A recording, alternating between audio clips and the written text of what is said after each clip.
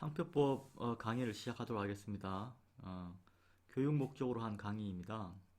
상표법 제1조를 보면은 이 법은 상표를 보호함으로써 상표 사용자의 업무상 신용 유지를 도모하고 산업 발전에 이바지하고 수요자 이익을 보호함을 목적으로 한다라고 되어 있습니다. 상표, 그러니까 이게 상표권자와 수요자의 이익을 모두 보호하기 위한 이 법이에요, 상표법. 예를 들어 상표권자 같은 경우는 자신이 사용하는 상표를 특허청에 등록함으로써 제3자가 사용하지 못하도록 해서 그 어떤 상표권에 대해서 자신의 어떤 신용을 계속 쌓아서 유명 브랜드를 만들면 소비자의 이제 흡입력을 상승시키잖아요. 그래서 유명한 브랜드 뭐 나이키나 아디다스, 뭐 애플, 삼성 이런 브랜드를 보면은 소비자들이 딴 제품보다 더 비싸더라도 그 제품의 어떤 그 제품의 신뢰성 그리고 뭐 어떤 그 제품을 샀을 때 만족도를 증가시키는 어떤 그런 기능을 하기 때문에 그 제품을 만들거나 서비스를 제공하는 사람들은 특허청에 상표를 등록해서 그 상표권을 유지하고 그 상표권을 자꾸 사용해서 광고하고 홍보하고 제품의 퀄리티도 증가시켜서 그 상표의 가치를 상승시키죠. 그런 가치가 상승된 상표를 이제 가치가 증가하면 경쟁자들이 그 또 자신이 처음 비즈니스를 시작하면은 그 상표에 대해서 이제 그 자신의 브랜드는 약하니까 타인의 상표를 자꾸 모방하려고 해요. 예, 모방을 하기 때문에 만약 그 모방하는 걸 그대로 둔다면 수요자 입장에서는 어떻게 되겠어요? 예, 예를 들어 삼성 핸드폰이 있습니다. 삼성 핸드폰이 스마트폰이 브랜드가 뭡니까? 갤럭시 시리즈죠. 갤럭시. 그런데 예를 들어 중국 업체가 갤럭시라는 브랜드를 그대로 사용해서 한국에 출시해요. 출시하면은 소비자들은 어떻습니까? 소비자들은 중국 업체가 만든 스마트폰에 거의 외관도 동일하고 외부에 갤럭시 영어로 갤럭시라고 쓰여 있고 있으면은 소비자들이 혼동을 일으켜서 삼성 스마트폰 사야 될 걸 중국 업체 걸 사겠죠. 그러면 소비자한테 이득일까요? 손해일까요? 손해죠. 소비자에게는. 왜?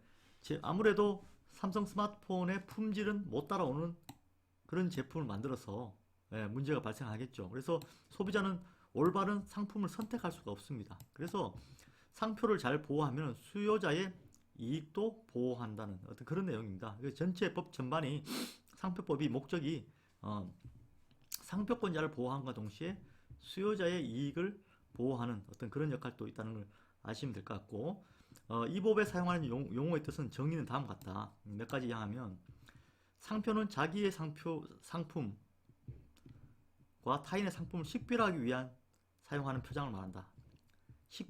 식별의 용도입니다. 상품을 식별하기 위한 표장이다. 자, 그러면 상품은 뭔지 알겠죠? 상품은 우리가 45개 분류로 나눠져 있죠. 35번까지는 상품이고 34번까지는 상품에 관한 것이고 35번부터 45, 6까지는 서비스업에 관한 것입니다. 예전에는 서비스표라 해서 별도로 용어를 했는데 서비스표도 일단 상표로 그냥 통일되어 이제 표현을 하고 있습니다. 그래서 그렇게 생각하시면 될 것 같고 제일 중요한 거는 식별이 되어 있는 이 식별이 뭐 우리 용어적으로 식별이라는 말을 사용하긴 하죠. 근데 식별력이 있다 없다라는 우리 상표법에서는 사용 많이 합니다. 예를 들어 이런 겁니다. 상품이 라면이에요.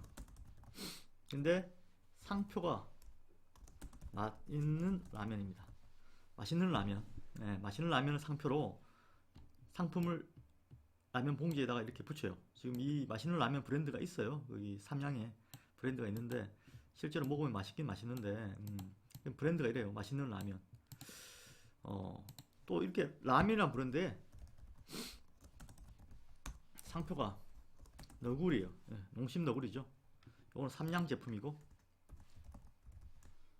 너구리예요.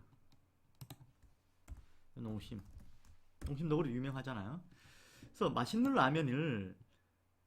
라면의 상품에 등록을 시켜주면 어떤 현상이 발생하느냐면은 삼양만 맛있는 라면이라는 브랜드를 사용할 수가 있어요. 만약에 등록된다면. 그러면 어떤 현상이 발생할까요? 라면은 보통 맛있게, 음식은 맛있다, 맛없다, 맛있다 이런 부분은 음식의 기본적인 누구나 사용하고 싶은, 그러니까 삼양 이외의 다른 라면 제조 회사도 사용하고 싶은 단어잖아요. 이게. 예.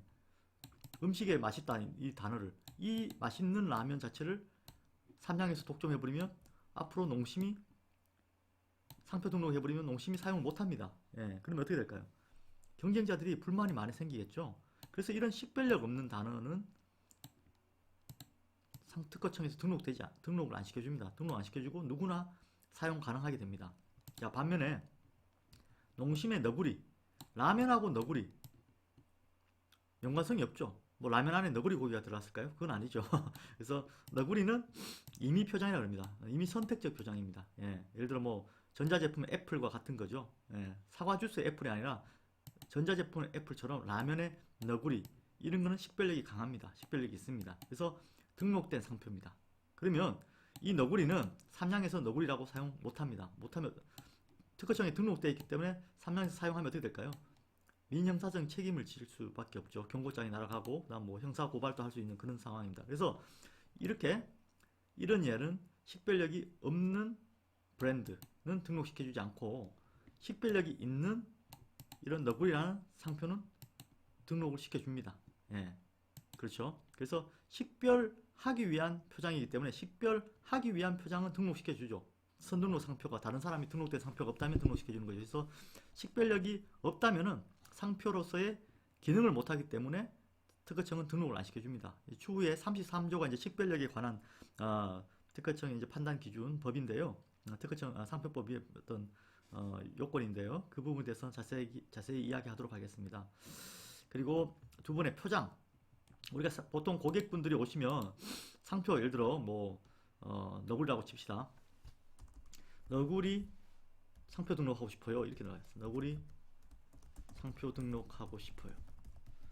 고객들이 이렇게 말씀합니다. 그래서 상표, 우리 이 글자 너구리라는 이 글자가 그냥 상표라고 고객분들은 일반적으로 생각해요. 예. 그런데 상표법에서는 이런 걸 우리 제품에 붙어 있는 어떤 글자나 로고 뭐 기타 이런 것을 표장이라고 합니다.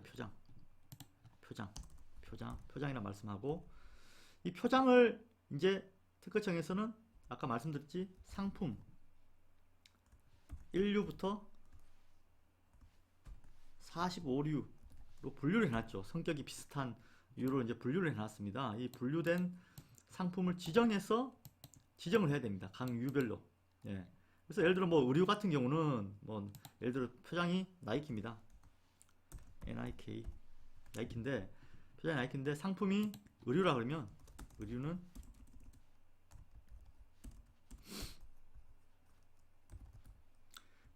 뭐 25류예요. 25류. 그 25류에 들어가면 의류가 여러 종류가 많이 있습니다. 뭐 남성복, 뭐 상의, 하의, 뭐 팬티, 뭐 스타킹 이런 부분이 있는데 그 중에서 20개까지는 같은 이제 25류에 20개 상품 선택을 해서 지정해서 상품을 지정해서 특허청에 출원할 수 있습니다. 접수 이걸 출원이라죠. 출원을 할 수 있습니다. 20개가 넘어가면 개당 2,000원씩 특허청 비용이 증가하게 돼요. 그래서 상표는 표장과 상품의 결합이 돼야지 특허청에서 상표 접수를 해줘요. 상표 출원을 해줍니다. 예, 그래서 이 부분을 잘, 특히 상품이 이렇게 나눠져 있다는 부분에서 고객들이 잘 모르기 때문에 이 부분을 잘 설명을 드려야지 이해를 할 수가 있어요. 그래서 뭐 예를 들어 자동차하고 뭐 의류하고는 좀 성격이 틀리지 않습니까? 예, 그래서 분류가 다른 분류에 있어요. 화장품은 3류, 예, 화장품은 3류, 예, 이렇게 이런 식으로 다 분류가 나눠져 있습니다. 그래서 나눠진 분류대로 특허청에 접수를 해야 되는데, 자, 이런 표장을 보면 이제 이런 문자죠. 이건 나이키 또는 한글 나이키, 문자도 되지만 나이키 로고 있지 않습니까? 나이키 로고. 나이키 로고 한번 볼까요? 나이키 로고, 그렇죠. 나이키 로고 뭐 안 보여드려도 나이키 로고 어떻게 생긴지 아시지 않습니까? 이렇게 생긴 거. 예, 나이키 로고. 그런 어떤 표장은 기호, 문자, 도형, 뭐 여기까지는 흔히 볼 수 있는 겁니다. 근데 소리, 냄새, 입체적 형상, 홀로그램, 동작 또는 색채 등으로 그 구성이나 표현 방식에 상관없이 상품의 출처를 나타내기 위해서 사용하는 모든 표시를 말한다. 이렇게 되어 있습니다. 그래서 실무적으로는 기호, 문자, 도형이 99.99%죠. 예, 소리, 냄새, 입체적 형상 이런 부분을 상표 출원하기는 하지만 미미한 수준입니다. 그래서 기호, 문자, 도형으로 표장이 되어 있고 이 표장에 상품이 있어야지, 상품을 지정해서 들어가야지 특허청에서 상표 출원 접수를 하고 심사가 진행 가능하다. 이런 부분을 아시면 될 것 같고 3번 정도까지는 뭐 한번 언급하겠습니다. 단체 표장. 상품을 생산, 제조, 가공, 판매하거나 서비스를 제공하는 자가 공동으로 설립한 법인이 직접 사용하거나 그 소속 단체원에게 사용하기 위한 표장을 말한다. 무슨 내용인지 알겠죠? 또 단체가 사용하는 표장. 예. 그런 부분을 이해하시면 될 것 같고 나머지 이 부분, 업무 표장을까지는 알아야 되겠네요. 업무 표장. 나머지는 한번 읽어보시면 될 것 같고 업무 표장이란 영리를 목적으로 하지 않은 업무. 우리가 일반적으로 상표 출원하는 고객들은 대부분 영리 목적으로 상표 출원하죠. 예를 들어 뭐 주식회사나 법인 또 다 제품을 팔고 서비스를 제공하기 위해서 이런 어떤 상표를 출원하는데요. 업무 표정 보면 비영리 단체가 있지 않습니까? 뭐 봉사단체라든지 뭐 이런 부분 있습니다. 그런 단체는 자신의 그 브랜드, 봉사하는 업무를 다른 봉사단체와 혼동되지 않기 위해서 미리 등록을 해놓습니다. 그러면 다른 봉사단체가 그 봉사 업무를 하면서 그런 어떤 상표를 사용하지 못하죠. 업무 표장을. 예, 그래서 그런 것도 있다. 또 많이 경험해보진 않지만 저도 몇 번, 한두 번 출원한 적은 있습니다. 예. 자, 그러면 또 상표의 사용이라는 걸 봅시다. 이 상표의 사용은 이 상표를 사용했냐 안 했냐에 따라서 나중에 내가 내 상표가 등록된 이후에 불사용 취소 심판의 어떤 제기를 당했을 때 내 상표를 사용했기 때문에 취소가 안 될 수 있잖아요. 예. 그리고 상대방이 또 상표를 사용하면은 취소가 안 될 수 있고 또 침해자가 내가 상표권자인데 고객이 상표권자인데 상대방이 등록된 상표를 사용하면 침해가 되잖아요. 그 침해가 되는 행위들입니다. 이게. 그래서 상품 또는 상품의 포장에 상표를 표시하는 행위, 이거는 뭐 누구나 봐도 쉽게 아는 거죠. 등록된 상표권자 상표를 갖고 있는데 침해자가 동일한 제품, 상품에 그 등록된 상표를 부착해 사용하면 당연히 침해죠. 예. 그리고 상품 또는 상품 포장에 상표를 표시한 것을 양도 또는 인도하거나 양도 또는 인도할 목적으로 전시, 수출, 수입하는 행위. 자, 요 가 같은 경우는 일반적으로 제조업자들이 많이 합니다. 제조업자들은 공장에서 출시될 때 자신의 브랜드를 표시해서 나가잖아요. 나 행위 같은 경우는 유통업자들이 하죠. 뭐 제품을 생산 안 하는데 보통 이런 분들이 있어요. 나는 유통 판매업자지 그 제품을 생산할 때 내가 그 브랜드를 부착하지 않았다. 이렇게 주장하시는 분들이 있어요. 그렇더라도 어떻습니까? G마켓에 상품을 받아서 올려서 파는 행위, 이게 양도 또는 인도하거나 양도 또는 인도 목적으로 전시 뭐예요? G마켓이나 우리 네이버 스마트 스토어에 올리는 행위 또는 수출 또는 수입하는 행위, 수출하거나 수입하는 경우, 즉 물건이 왔다 갔다 하는 행위에 그런데 가담하더라도 상표 사용을 보고 침해에 해당하는 거죠. 또는 광고만 하는 거, 또 거래 서류, 뭐 그 밖의 수단으로 상표를 표시하고 전시하고 널리 알리는 행위, 광고하는 행위도 침해에 해당한다는 얘기죠. 예. 자, 이 정도를 아시면 될 것 같고요. 일단 그렇게 생각하시면 될 것 같고 바로 자, 뭐 나머지 부분은 상표법은 변리사 공부를 할 목적이 아니라면 뭐 아실 필요는 없을 것 같고요. 뭐 읽어보시면 좋을 것 같은데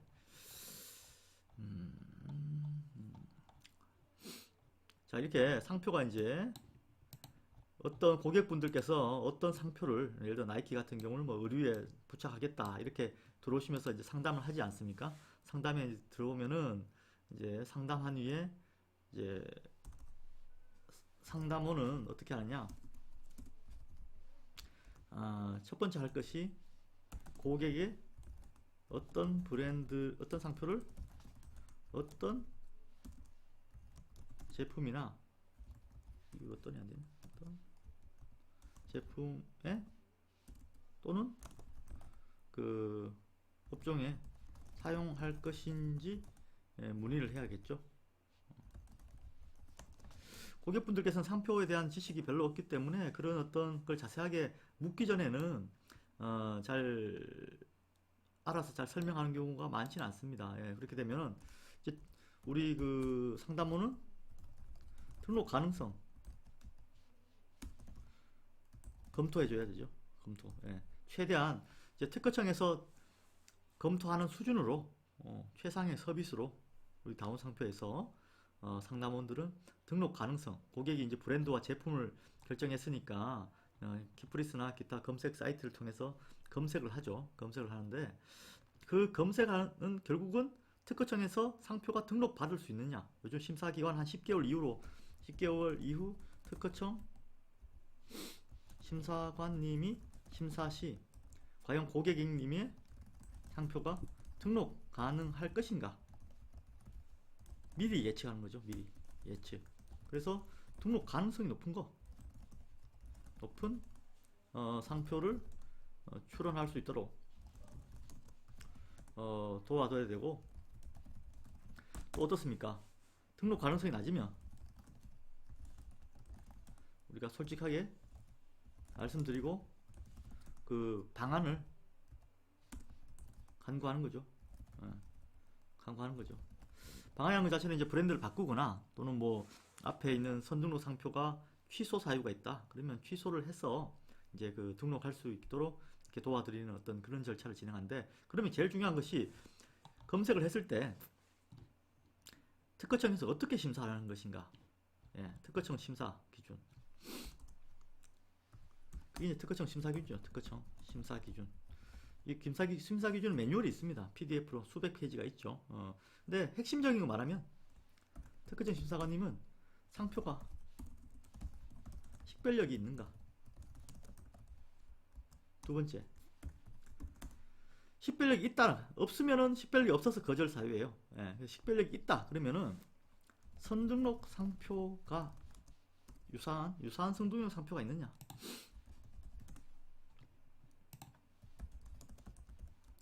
이 두 개가 이제 핵심적인 심사 기준이죠. 그래서 우리 상담원이나 우리 상담하시는 분들도 과연 고객님이 어떤 브랜드를 저희한테 이제 등록하기 위해서 문의를 했을 때 그 상표가 식별력이 있는가, 이런 부분에 대한 이해를 하고 지식을 가지고 있어야 됩니다.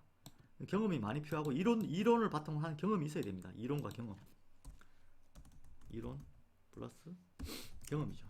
그러니까 유사한 선등록 상표가 있는가, 이것도 이론을 알아야지 그 다음 경험이 되고 자신의 어떤 감각이 생기는 거죠. 예. 그래서 이게 핵심입니다. 등록 기준. 뭐 다른 사유도 있겠지만 이게 99%죠. 예. 식별력이 있는가, 선등록 상표가 있느냐. 예. 이 부분을 명확하게 알아야 됩니다. 자, 그러면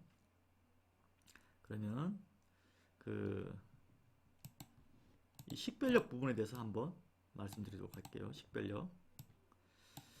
자, 상표 식별력은 33조에 있죠. 33조. 예, 상표의 등록 요건, 상표법. 제33조 상표의 등록 요건.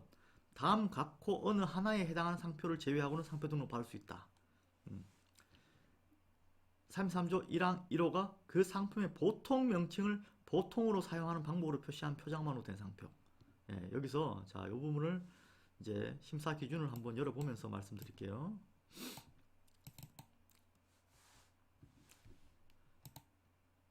몇 페이지 있죠?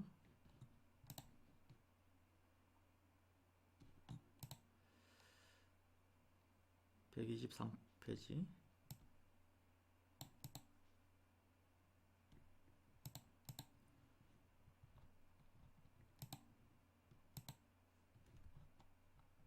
자, 이게 33조 제1항 제1호입니다. 그 상품의 보통 명칭을 보통으로 사용한 방법으로 표시한 표장만으로 된 상표. 이게 한 줄 정도밖에 안 되는데 여기에 담겨 있는 뜻이 많습니다. 일단 그 상품의 보통 명칭이에요. 그 상품의 보통 명칭이 뭡니까? 예를 들어 보통 명칭이 뭘까요? 보통 명칭. 보통 명칭 이런 거예요. 사과의 사과, 뭐 사과의 애플, 이런 건 보통 명칭이에요. 책상이라는 상품에 책상이라는 브랜드를 표장을 붙이겠다. 보통 명칭입니다. 이런 보통 명칭은 보통 고객분들께서도 등록받기 어렵다는 그 정도는 감각적으로 이해합니다. 예를 들어 뭐 사과 주스에 사과를 자기가 독점해서 등록받겠다. 뭐 이런 경우는 잘 없죠. 자기가 생각해도 좀 너무하다는 생각이 드는 거죠. 예. 그런데 그 상품의 보통 명칭이기 때문에 노트북이라는 상품의 브랜드가 애플, 뭐 바나나 이런 거는 그 상품에 대한 보통 명칭이지 않습니까? 과일 명칭이지 않습니까? 과일 명칭이에요. 예를 들어 상품이 이런 거죠. 상품이 사과인데 표장이 애플. 요거는 보통 명칭이죠. 이 애플이란 표장은 사과의 보통 명칭이에요. 근데 상품이 노트북이에요. 뭐 스마트폰이에요. 표장은 애플이에요. 이거는 이 상품과 관련해서 보통 명칭이 아니죠. 그래서 이게 그 상품의 보통 명칭 일 경우에 보통 명칭이지, 애플이 스마트폰 상품과는 관련이 없기 때문에 이거는 임의 선택 표장에 해당합니다. 등록 식별력이 있는 겁니다. 그래서 등록 가능합니다. 예. 뭐 바나나, 뭐 스마트폰 브랜드가 바나나. 예. 보통으로 사용하는 방법. 이 보통으로 사용하는 방법이 무슨 말이냐? 사과의 애플은 등록받을 수 없어요. 맞죠? 표장 애플. 아까 보통 명칭으로 표장을 애플 이렇게 출연하면 이 애플, 이 영어 단어 이건 뭡니까? 이게 함초롱 바탕 글씨체로 이렇게 함초롱 바탕 글씨체로 이렇게 쓴 애플이죠. 이거는 보통 사용한 거예요. 그런데 이 A가 막 미술적으로 막 이상하게 막 이렇게 막 맞아 피카소 그림처럼 뭐 있지 않습니까? 이게 A, P, P, L을 막 그런 식으로 표현했어요. 무슨 말인지 이해되시죠? 뭐 피카소의 그림이나 뭐 디자이너 돼가지고 A를 이상하게 표현하고 P도 뭐 이렇게 막 그래서 마치 딱 얼핏 봤을 때는 애플로 안 보이고 그냥 하나 그림처럼 보이는 뭐 그런 식의, 예를 들자면 그런 식의 표장을 표시했다. 그러면 보통으로 사용 방법이 아니라 도안화된 거죠. 엄청나게 도안화됐고 뭐 그래픽화돼 있어 도안화된 거죠. 그거는 등록 가능해요. 근데 그 등록되면은 애플이라는 요 단어가 등록된 게 아니라 그 도안화된 그 어떤 그림 형태의 디자인이 등록된 것이, 그런 식으로 디자인된 것을 남들이 똑같이 사용하거나 유사하게 사용하면 침해예요. 근데 사과의 애플 이렇게 사용한 걸 침해라고 주장하지 못합니다. 그렇게 만약에 도안해서 사용하면. 그래서 보통으로 사용하는 방법으로 표시한 것은 식별력 없지만, 보통으로 사용하지 않으면 그 상품의 보통 명칭을 보통으로 사용하지 않으면은 식별력이 있는 거예요. 보통으로 사용한 건 어떤 거예요? 이게 보통으로 사용한 거예요. 근데 그래픽화 도안화돼서 얼핏 봤을 때는 알파벳 애플로 안 보이는 정도로 사용하면은 어떻게 됩니까? 그 부분은 식별력이 있습니다. 요 경우는 식별력이 없는 거고, 그 상품의 보통 명칭을 보통 사용 방법으로 표시할 때는 식별력이 없는 겁니다. 예. 그리고 여기 만이 있죠. 그 상품의 보통 명칭을 보통으로 사용하는 표시한 표장만으로 된 상표는 등록받을 수 없다고 되어 있죠. 예. 그러면은 어떻게 되냐? 이 애플로만 이렇게 하면, 사과의 애플로만 하면은 이 등록받을 수 없습니다. 근데 우리가 뭐 혜태 애플, 혜태 제거가 있어. 혜태 애플 하면은 사과라는 제품에 혜태 애플 하면 등록받을 수 있습니다. 그때 등록받는 거는 혜태 때문에 등록받는 거예요. 애플 때문에 등록받는 게 아니고, 이 전체 표장으로서 상표 등록을 가능한데 권리는 어디 생기느냐? 혜태의 식별력이 있기 때문에 혜태 때문에 등록받는 거예요. 또 농심 애플 하면 농심 때문에 등록받는 거예요. 그래서 누군가 제3자가 또 다른 경쟁사가 상품에 사과의 표장을 뭐 롯데 애플 이런 브랜드로 상표 등록을 받을 수 있고 사용할 수 있습니다. 자, 그러다 이렇게 등록받았을 때, 또는 이렇게 사용하고 있을 때, 예를 들어 사용한다 싶시다. 등록을 안 받았어요. 롯데 애플로 사용하고 있어요, 사과에. 그러면 등록받았어요. 이거는 등록 상표예요. 이건 사용 상표입니다. 그러면 이 농심이란 회사가, 이 회사가 이제 농심이에요. 주식회사 농심, 롯데 주식회사. 그러니까 이렇게 사용하고 있어요. 그러면 롯데 애플, 여기 농심 애플이고 롯데 애플이고 상품이 동일하죠? 표장은 유사하냐? 농심 애플과 롯데 애플이 유사하냐? 이 애플이 식별력이 없기 때문에 애플은 사용하지 않습니다. 롯데와 애플이 무슨 불가분하게 결합된 것 아니라도 애플은 이제 식별력이었기 때문에 유사 판단에 배제되고 롯데와 농심의 유사 여부를 판단해요. 그럼 농심과 롯데는 비유사하죠. 그래서 이건 침해가 아닙니다. 그래서 농심 애플로 누가 등록받더라도 애플에 권리가 생긴 게 아니에요. 예. 그러니까 만약에 애플로는 이렇게 출원하면 농심은 등록 못 받아요. 사과에. 왜? 식별력이었기 때문에. 통심이 아니고 농심이죠. 예. 근데 여기에 농심 애플 하면 등록을 받아요. 등록이 돼요. 근데 농심 때문에 등록된 거예요. 결국은 농심이 들어감으로써 만이 아니라 식별력 있는 누군가가 달라붙어서 이 법조항을 피하게 되는 거죠. 그래서 33조는 식별력이 없는 상표만으로 된 것은 등록 안 시켜줘요. 만으로 된 것은.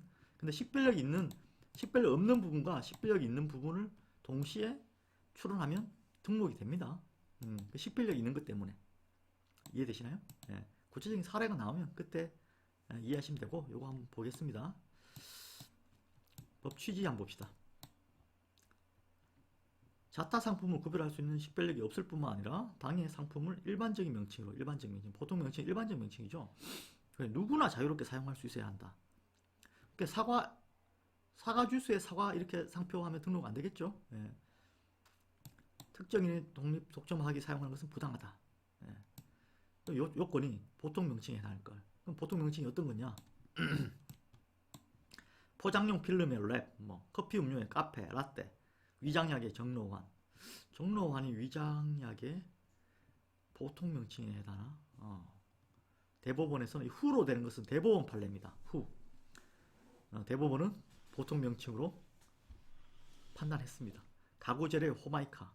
저는 처음 들어보는데 86년도 후 대법원 판례입니다. 허는 특허 법원 판례입니다. 2심이죠. 요 대법원은 3심. 요식업의 카페, 그릴. 이런 거 독점 안 해준다 얘기죠. 카페에 누가 독점이 되면 어떻게 됩니까? 카페라고 쓰는 카페는 전부 다 간판을 내려야 되죠. 자동차 연구의 트럭 라이트. 화장품의 파운데이션. 파운데이션. 건과자의 콘치프. 88년 후인데 이것도 보통 명칭인지는 아무튼 복사기의 카피어. 통신업의 컴퓨터 통신. 이런 부분은 다 대법원 판례에서 또는 특허법원 판례에서 보통 명칭이 한다고 그랬어요. 보통으로 표현하는 상표 표시한 거. 자, 그래서 보통으로 표시하는 방법. 그러니까 보통 표시하지 않는 것은 뭐 때문에 도안화된 거라고 했죠. 자, 벌써 이렇게 표현합니다. 일반 수요자가 프리미어 최상위라는 불어의 영어 단어를 표기한 것으로 직감할 수 없을 정도로 도형화되어 있다. 그래서 프리미어인데 이 정도로 돼 있으면 직감할 수 없도록 도안화되어 있다고 표현했기 때문에 식별력이 있다고 된 거죠. 이건 등록됩니다. 식별력이 있기 때문에 보통 명칭에 해당하지 않는다는 얘기죠. 그 영어 철자 그대로 한 게 아니라 P에도 보면은 이렇게 복잡하게 돼 있죠. 이렇게 얼핏 보면 그 뭐죠? 아랍어처럼 보이기도 하고 그렇게 돼 있습니다. 음악 디스크 이거 컬러가 좋지 않아가지고 재즈의 필기체 표기로 직감할 수 없을 정도 도안화되어 문자 인식력을 압도한. 그러니까 식별력이 있다 이야기입니다. 또 요거 만이죠. 만. 그러니까 만으로만 된 거, 식별력이 없는 부분으로 된 것은 등록 안 되고 식별력이 있는 부분이 달라붙어 있으면 아까 농심 이거 이야기했죠. 농심이 달라붙어 있으면 농심 애플이라도 등록 받습니다. 근데 권리가 애플에 생기지 않습니다. 요거를 잘 이해해야 됩니다. 번호를 적용하기 위해서는 만으로 구성되어야 한다. 따라서 보통 명칭의 다른 식별력이 여기 중요하죠. 보통 명칭의 다른 식별력 있는 문자나 도형 등이 결합되어 있어 전체적으로 식별력이 인정된 경우는 이에 해당하지 않는다. 그러니까 본조에 적용되지 않는다 이야기는 식별력이 있다는 이야기예요. 있다는 이야기예요. 식별력 있는 문자나 도형 등이 결합되어 있어. 결합되면 됩니다. 이렇게 식별력이 없는 걸 고객님들께서 브랜드를 선택하셨을 때는 식별력 있는 문자나 도형을 추가하시면 등록 가능성이 높다는 부분을 이제 안내를 해야 되겠죠. 그런 부분을 안내를 해야 됩니다. 이해되시죠? 정직하게 고객님께 알려드려야지 고객님께서 사용하시는데 문제가 없게 됩니다. 자, 요겁니다. 보통 명칭에 지정상품과 관련하여 그 상품의 보통 명칭으로 지정상품과 관련하여 그 보통 명칭으로 직감하지 않거나 단순히 암시 강조. 그러니까 이 식별력 부분은 항상 직감하지 않거나 단순히 암시 강조하는 데 지나지 않은 경우에는 보통으로 사용 방법을 표시한 표장을 보지 않는다. 그래서 의견서 쓸 때 심사관님께서 뭐 직감한다 해서 보통 명칭을 하면은 자세히 지정상품과 관련을 보면은 직감하지 않거나 단순히 암시 강조하는 데 지나지 않는 그런 게 아닌가 한번 살펴볼 필요가 있어요. 자, 번호는 특수하게 사용하는 방법으로 표시하는 표장이거나 다른 식별력 있는 부분과 결합. 예. 이게 도안화되어 있는 표장이거나 특수하게 어떻게 도안화됐거나 다른 식별력이 있는 결합되는 결합으로서 상표 전체로서 식별력이 인정되는 경우에는 적용하지 않는다. 적용하지 않는다 얘기는 거절되지 않는다 얘기죠. 번호 때문에. 이거 한번 볼까요? 와이어리스. 와이어리스가 무선이라는 얘기잖아요. HD.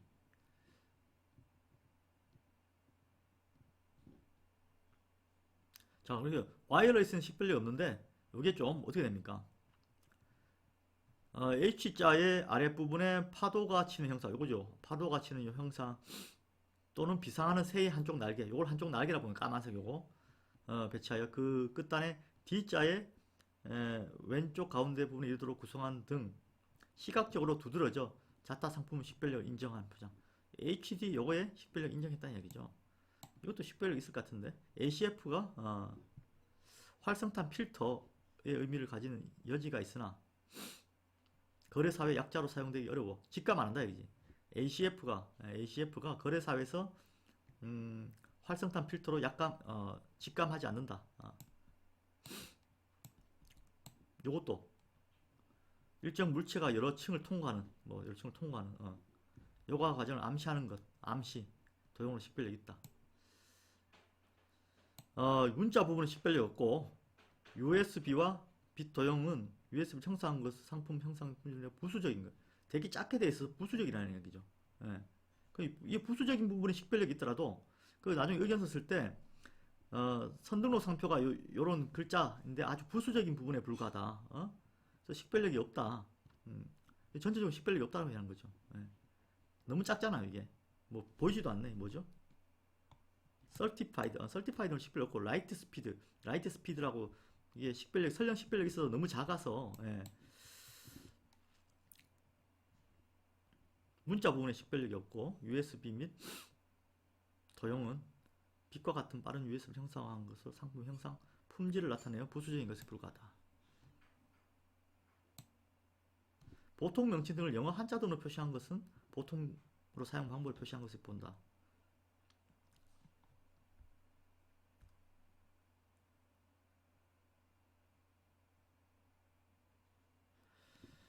야, 이게 뭐냐면은 보통 명칭에 다른 식별력인 문자나 도형 등이 결합되어 있어 전체적으로 식별력이 인정되는 경우에도 지정 상품과 관련해서 상품의 오인 혼동이 우려가 있을 때는 지정 상품의 범위를 보통 명칭에 한정한 것으로 하도록 법 제의성을 적용한다. 예. 자, 예를 들어 농심 애플인데 상품이 복숭아예요. 그리고 사과 뭐 이렇게 돼 있으면 브랜드가 농심 애플인데 상품이 복숭아 사과면은 복숭아에 애플이라는 상품 붙이면 어떻게 돼요? 오인 혼동이 일겠죠. 그래서 이런 브랜드 표장을 선택했을 때는 복숭아는 삭제하도록 해야 돼요. 예, 고객분들께서도 그런 부분이 있습니다. 예, 그런 부분은 잘 보고 판단을 해야 됩니다.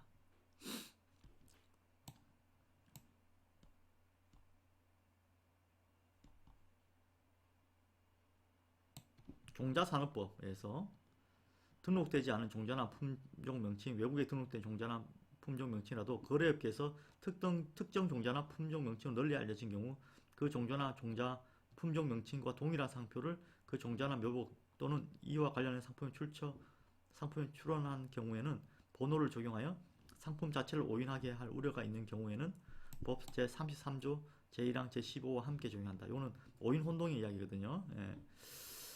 품질 표시에 관한 것이거든요. 예.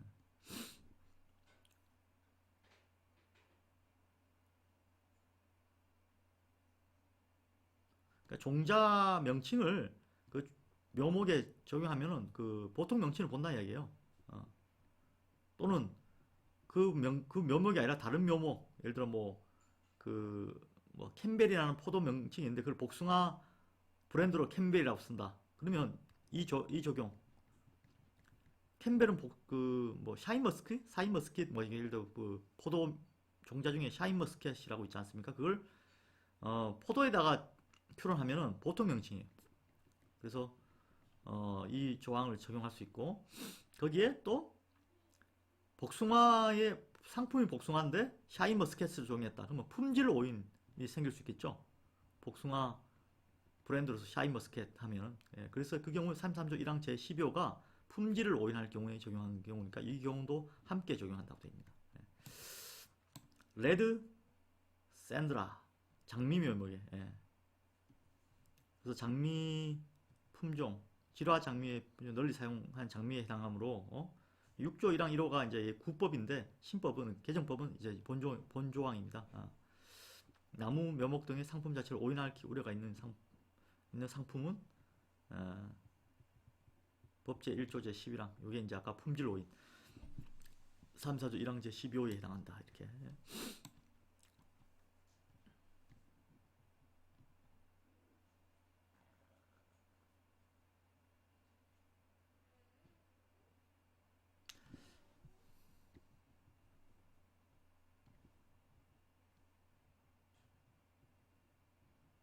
법제 3, 4 이런 식으로 정한다. 출원한 상표의 지정 상품 중 특정한 작물의 명칭을 명시되지 않고 신선한 과일, 신선한 채소, 종자, 포괄 명칭으로 출원된 경우 법제. 이 부분은 좀 제가 조금 이해가 안 되는 부분이네요. 좀 연구를 해봐야 될 부분이 있네요.